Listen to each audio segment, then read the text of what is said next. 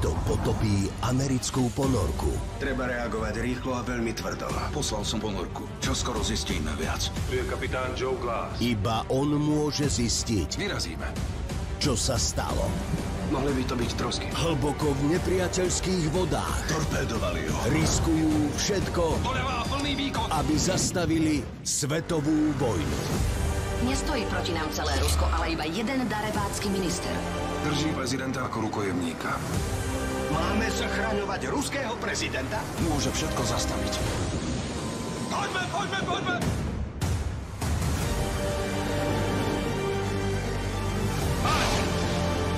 Plnou rýchlosťou dopredu. Gerard Butler v napínavom akčnom thrilleri Bojové pozície.